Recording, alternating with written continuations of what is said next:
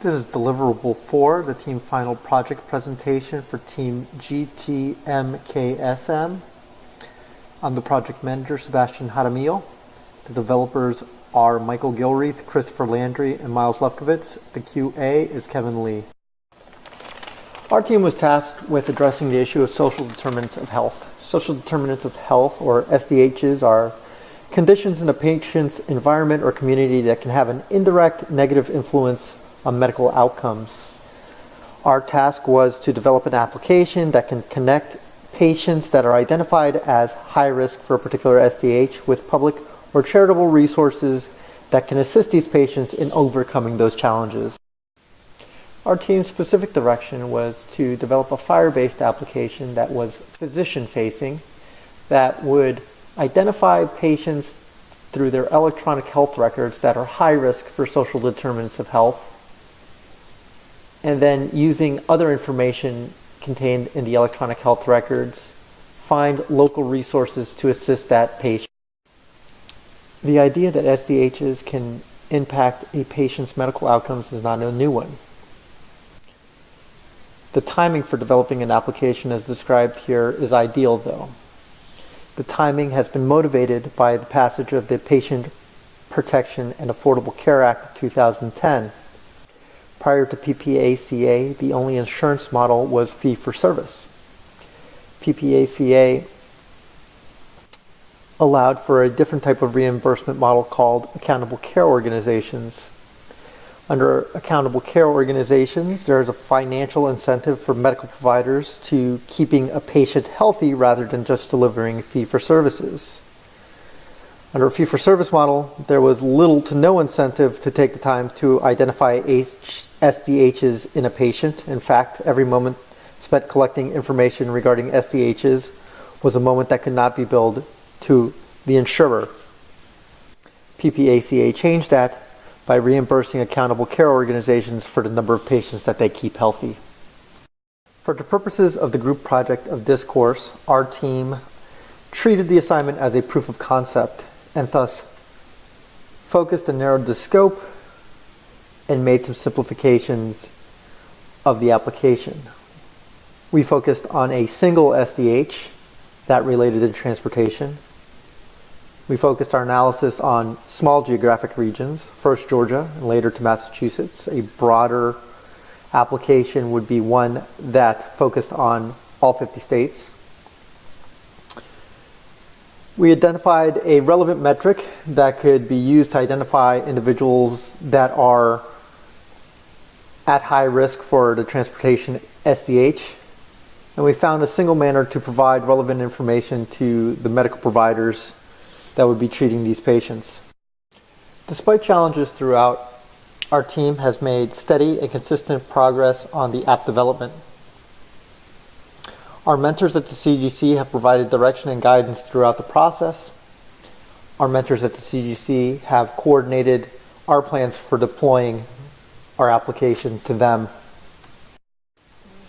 In developing our application, our team took advantage of several third-party online resources.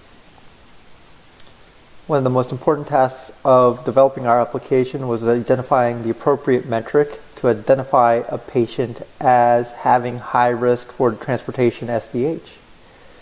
We were able to find the All Transit Performance Score, which is an online tool which will provide a meaningful metric about the availability of public transit for a particular geographic region. Information related to geographic region of a patient in electronic health records is almost always zip codes. We used U.S. Census data to cross-reference the information available on the All Transit Performance Score to zip codes.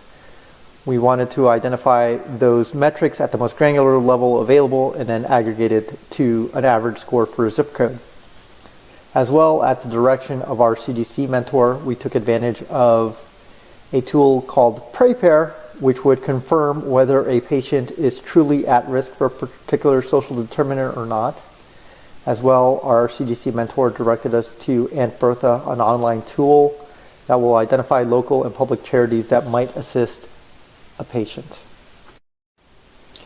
High-level design architecture of our application is that A medical provider would input a patient ID, and the electronic health record associated with that patient ID would be pulled from FHIR.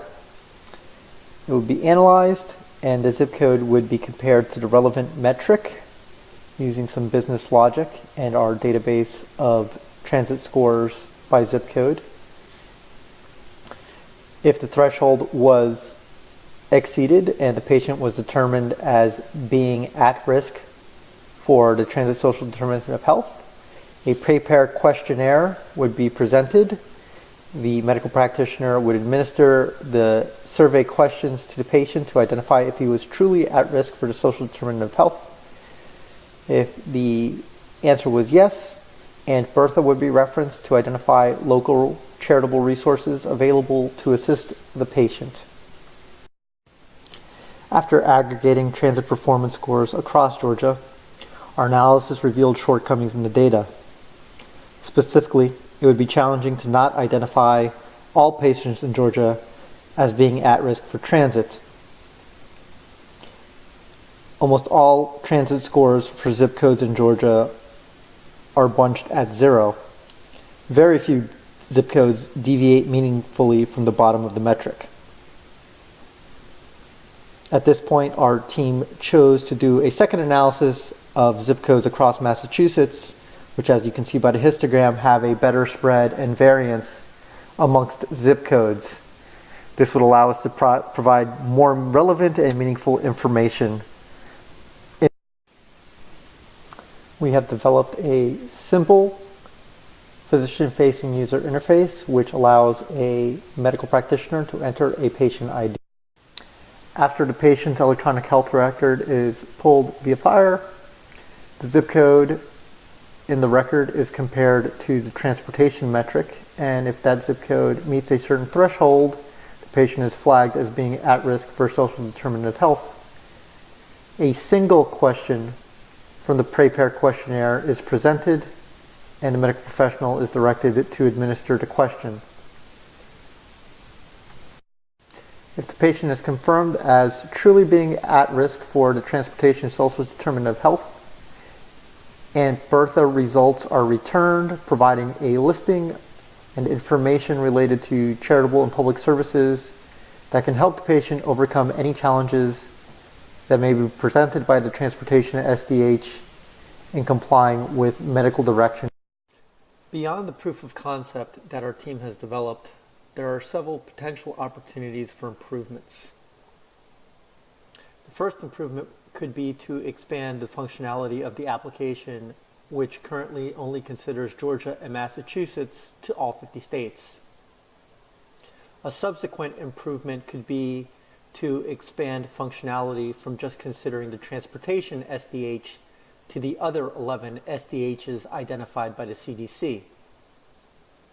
We could incorporate clinical decision support hooks to make the application seamless for medical practitioners. As well, there are correlations between multiple SDHs in a single patient. A consideration would be prioritizing which SDH would receive treatment first. Future deployments could involve having the application launch on a server at a physician's practice while replacing the current FHIR server with one connected to electronic health records at the physician's practice. Thank you for your time.